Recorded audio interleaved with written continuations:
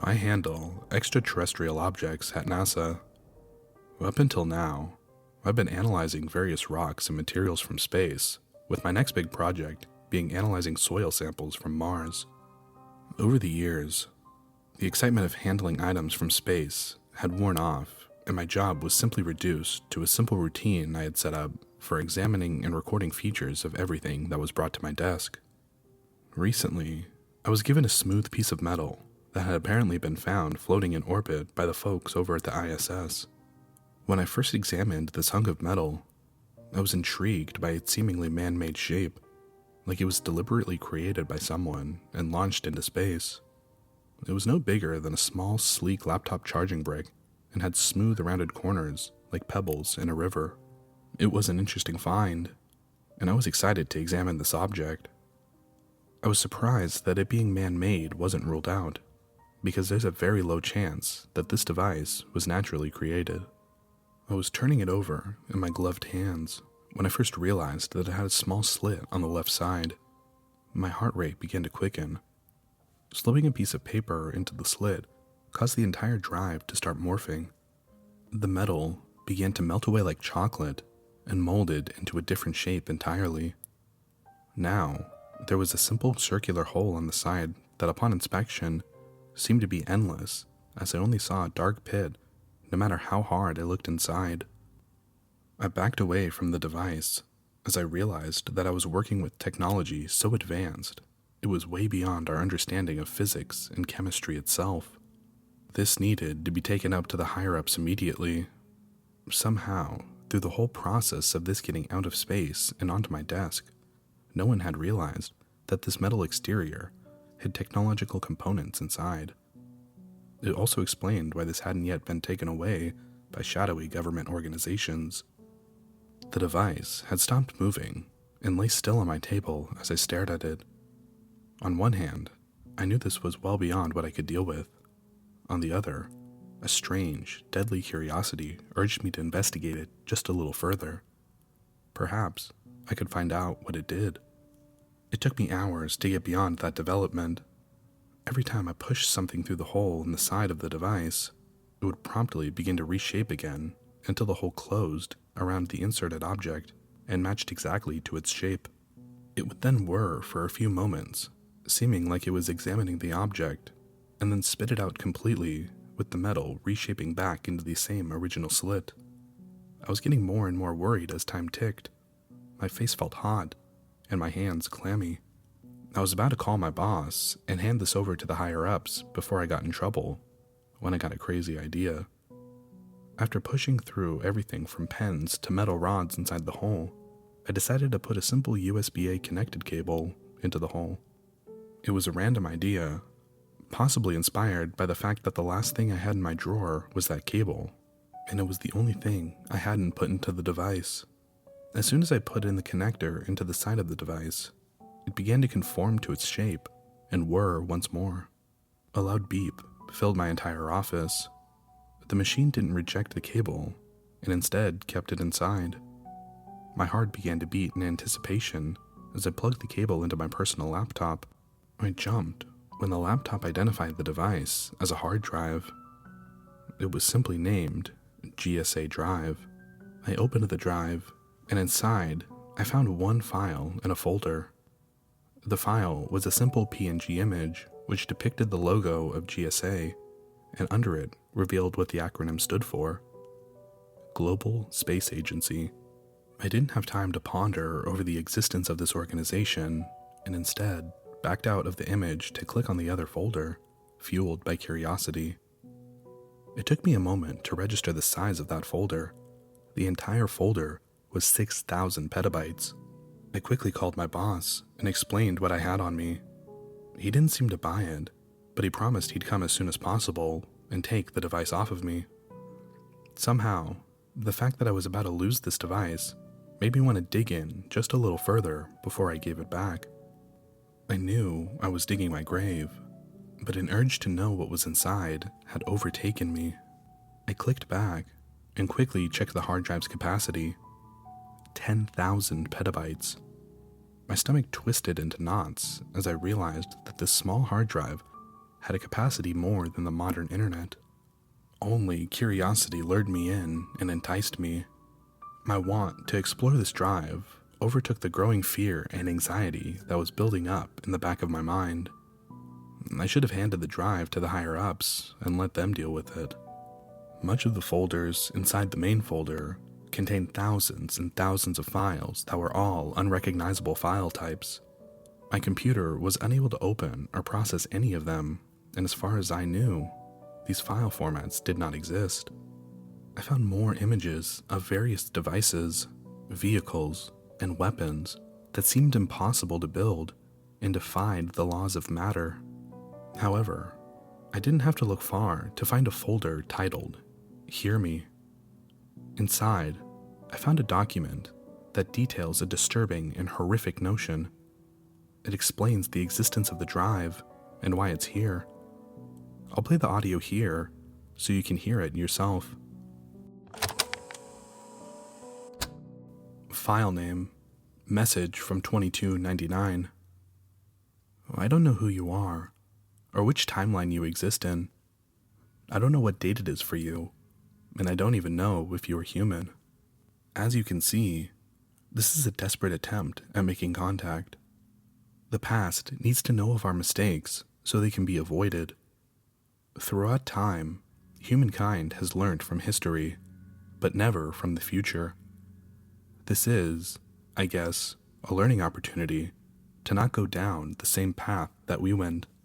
During the year 2050, there was a second, you could call it an industrial revolution. I'm assuming you know of the Industrial Revolution, since you have the technology to open this file and to read it. This Industrial Revolution was a revolution of technology, a massive technological boom built up by the decades of innovation before it. It was a time in which different discoveries from the previous decades came together in technology and allowed us to redefine our devices forever. Soon enough, self-driving cars were replaced by a network of teleportation hubs that broke you down into the very atoms and rebuilt you on the other side. Not to say that there weren't accidents, but medicine had advanced to such a degree that death becomes a concept of the past. Several thousands of people began to live as mines on humanoid robots in the first few years of this technology's development. Quantum computers were replaced by cybernetic chips. Our own buildings evolved into smart skyscrapers that extended to the brink of the atmosphere. We didn't even spare oceans, as they were soon filled up with skyscrapers and underwater cities. When humanity finished conquering the Earth and rid it of all its other life, they realized the mistakes that they had made. Several countries began to destroy cities and build them underground instead to encourage a natural environment on the top. It wasn't climate change that killed life. No, that was resolved ages ago. It was rapid loss of habitat as the population extended beyond the Earth's holding capacity. The only animals and plants that were left were farming necessities that humanity needed. Unfortunately, they could not form a complete ecosystem, and so the environment continued to suffer and break with no solution in sight. So humanity took to the stars. In a short span of 100 years, all the planets in the solar system had been terraformed, from the hot desert of Mercury to the icy oceans of Jupiter's moons. People had found a way to live there. The population continued to expand throughout those years, and somehow began to exceed the capacity of the entire galaxy. What many people didn't realize as they terraformed planet after planet is that they could not create life.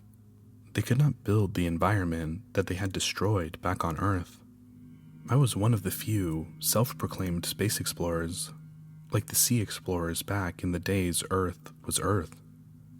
Our job was to find more livable planets that could be terraformed quickly and efficiently. We did have the technology to terraform every planet, but planets like Mercury took a lot more time and energy to transform because, after all, we couldn't literally move the planet from its orbit. Given another century, though, I doubt we wouldn't be able to do it. Experimental wormhole technology had gone into development a couple of decades earlier. Space vessels with this form of transport built in were given to anyone who wished to explore space alone, millions of light years away to the closest human. These ships can construct wormholes to another given location in space and pass through them, skipping millions of light years of travel in the process. Just like that, humanity once again began expanding through the observable universe, like cracks slowly forming through glass. We encountered no other life form throughout our exploration, and believed we were truly alone until I visited Croton 42A. The planet had deep blue seas and continents full of strange animals. They seemed to be early in their evolution, not yet intelligent. When my ship first landed on the planet, I quickly realized that the atmosphere matched that of the original Earth, rich in oxygen. The planet was an exact duplicate of Earth. In the vastness of the universe, statistics had created a similar planet. I was far, far away from the closest space station.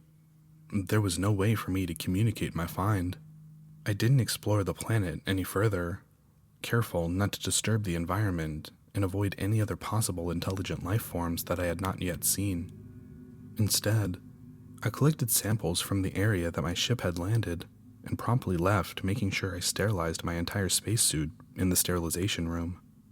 I took the samples back to the closest human settlement, and after that, news spread like wildfire. I became somewhat of a celebrity, a legendary space explorer who had found a utopia for the wealthiest of people and had, most importantly, found more life in the bleakness of space. It wasn't just me that went right back to the closest human settlement, though. Something had survived the sterilization chamber and came right back with me. It had spread across my entire spaceship and to every person I had contacted. It jumped from person to person and spread extremely quickly. Through all these decades of innovation and advancement in technology, we had forgotten one thing. When humanity began to take over the planet, they also eradicated all bacteria and viruses, effectively making sure no one ever got sick. Medicine advanced too quickly for its own good, and with this growth, it left a gaping hole in itself. All medicinal plants that were needed for making medicines had gone extinct, as they were all deemed useless after the diseases were eradicated. A simple virus from a planet millions of light years away began to conquer us, just like we had done to the stars. Just like we had built large networks of heat and light energy converters around stars, this disease began to surround us. In the first year, half of the entire human population died. The symptoms were simple. The patient's skin would begin to slowly turn blue as the days passed. When the skin had turned completely blue, it would shrivel up and the entire body would be unable to hold water. The patient would soon die a sudden death from dehydration. Whole settlements collapsed into anarchy as people fought for food and resources. Military groups formed and attacked in mobs, stealing resources and food.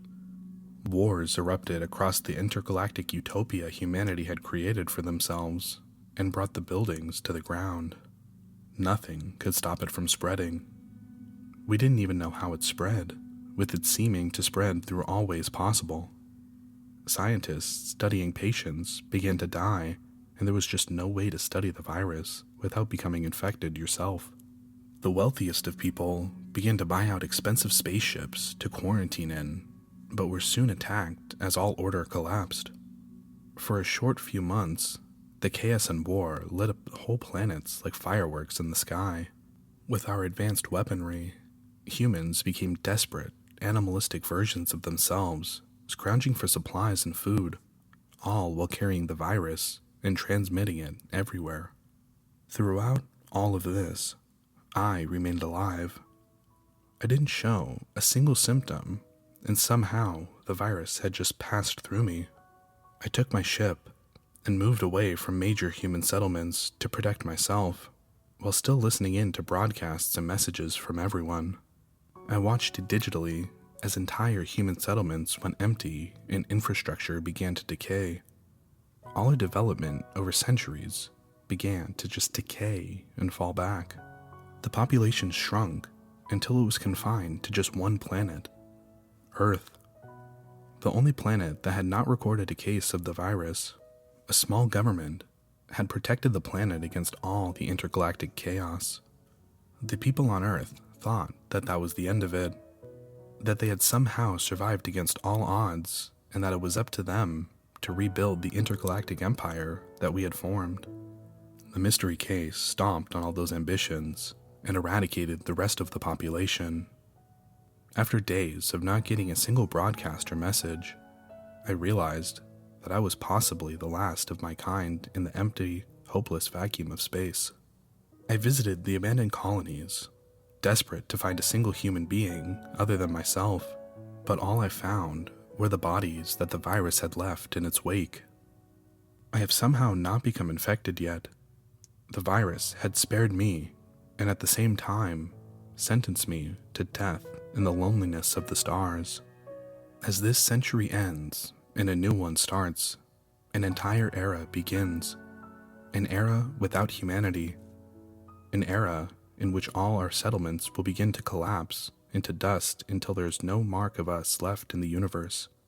Sometimes I wonder, what if that's what had happened to all the other life? I returned to the planet that the virus had originated from and decided to spend the rest of my life there. Even after taking my spacesuit off and breathing in the sweet, fresh air, the virus won't infect me. I'm somehow the only one immune out of the trillions of people that had succumbed to this disease. Before I end my miserable existence, I've asked my ship's AI to write and deliver this message on my ship's main hard drive. It will open a small wormhole and try to send this into the past, a technology that I've been personally working on myself ever since the whole human race went extinct. My ship's AI helped me greatly, and I was able to hopefully achieve what all of humanity hadn't yet achieved: time travel. If you are hearing this message, and the date is somewhere around the early 21st century, it means that my time-traveling wormhole succeeded, and that I've long since died. Well, in your timeline, I don't even exist yet. Please, spread this message around as much as you can. Give it to everyone. Learn from our mistakes. Protect the planet. Take care of it. It is the only home that we have in the deadly, inky black sea of stars. My eyes were brimmed with tears as I finished listening to the message. Deep down, I knew it was genuine. I told my boss I was joking with him and took the drive for myself. I'm sharing this message here before it is taken away from me and hidden. If it really is true, then it may be the only chance that we have.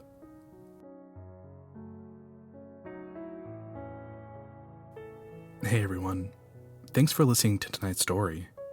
Big thanks to user Not Necessarily for writing this amazing story. Do you have a story of your own you want to hear narrated on the channel?